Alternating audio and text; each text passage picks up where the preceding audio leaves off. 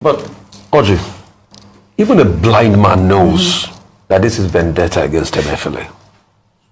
Even the deaf hears that this is vendetta against Emefiele. The president gave himself out. He went to a foreign country and he called the CBN rotten. And he had pretty much made his point known as regards this. On what's trending? Arrest DSS DG. 60 lawyers demand why group laments DSS failure to arrest Asari Dokubo, who was seen in a viral video brandishing a military assault kind of rifle, has not been arrested. 60 women lawyers stormed the High Court in Abuja on Monday to call for the arrest of DSS DG Yusuf Bichi over his alleged violation of multiple judgments and order of court directing the release of the suspended CBN Governor Emefiele from custody. Human Rights Writers Association of Nigeria has also condemned Emefiele's detention by the DSS and queried why the ex-Niger data agitator Asari Dokubo, who was seen in a viral video brandishing a military assault rifle, has not been arrested. Here is Rufai Oseni of the Arise News reacting to the development. The weekend, Rufai, I spoke with SAM Fushika, who, talked about the fact that even this firearm possession that the federal government has charged Emefiele, which, we saw that case over the weekend, is a fine of about 20,000 naira. I mean, this is the charge that they have against Emefiele. But I think the main bone of contention for me, Rufai, is this brandishing of assault a rifle. You see the group calling, Emefiele's arrest as, a shame. In fact, it's almost making a mockery of the whole system at this point. But, Audrey, even a blind man knows that this is vendetta against Emefiele. Even the deaf hears that this is vendetta against Emefiele.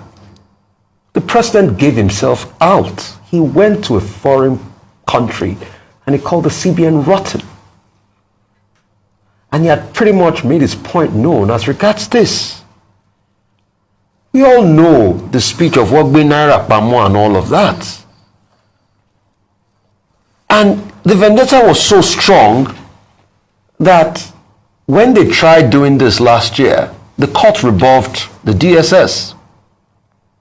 But once President Tinubu was sworn in and they got their chance, we all remember the calisthenics that happened.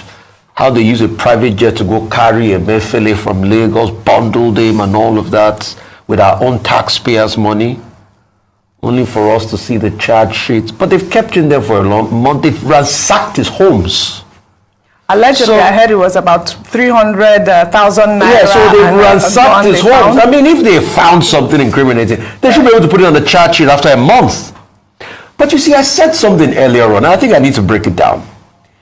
It's either we are trying to build a funny democracy, a democracy that is a joke to the world because there's no respect for rule of law, or we are trying to build a phony democracy, which is a fake democracy, which is a pseudo democracy, which is militarism.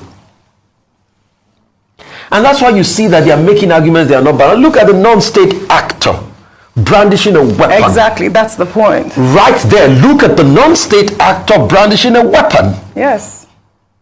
And should anybody, and the DSS have not been able to do anything. But why would you blame him? Because this non-state actor also goes ahead to claim that he's so important that the president invited him. So when the president invited non-state actors, and right there at the villa, he came to take a swipe at the military of this country, and nothing has been done to him. So when I said earlier on that some people are bigger than the law in this country, I've been proven right. He took a swipe at the military, a very respectable institution, but there were no consequences. Brandishing a gun on live video, there was, I think somebody even wrote a petition as regards this. Nothing.